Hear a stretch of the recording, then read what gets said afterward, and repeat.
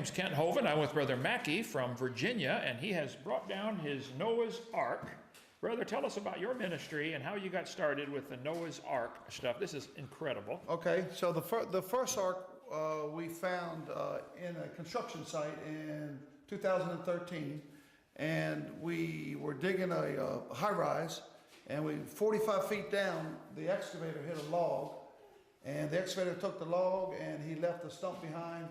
So we think it was a pre-flood log. I called my son, and he brought his truck down, and we wanted to see if in fact it was a pre-flood log, and we think it is a pre-flood log based upon what the Virginia Department of Forestry told us, and then that's what we built this ark out of. But hold on, you didn't find the ark, you found the wood. We found the wood. How big around was the log? The log was about 5 foot round, and the stump that we built this out of was about 6 foot tall, broken off, and about 5 foot.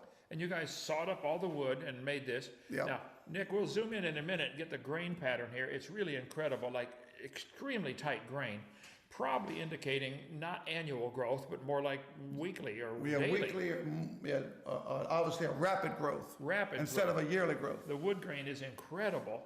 And you made some small certificates for people to come to Noah's Ark.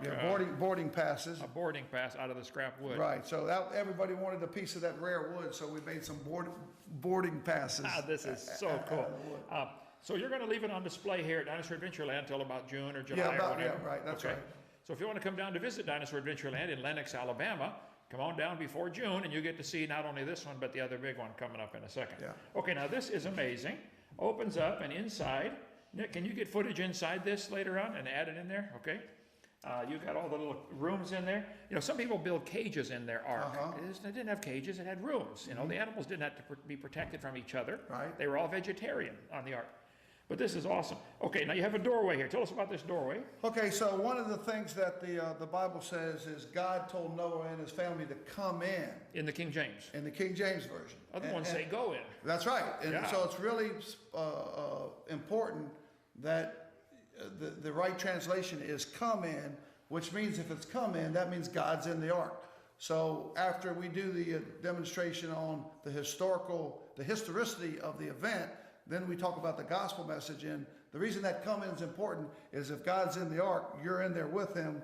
So we put some cherubim on the outside to show that the person is entering into a relationship with Jesus Christ as he goes through the door into the ark. God's there with you. Yeah, God's there with you. Okay, now how do people get a hold of you if they want you or your son to come put the ark on display or come speak at their church? You're in Virginia. So we have Matt, you come on up and tell about that, because he's the technician on that. Okay, Matt, tell us about it. Good to have you here, brother.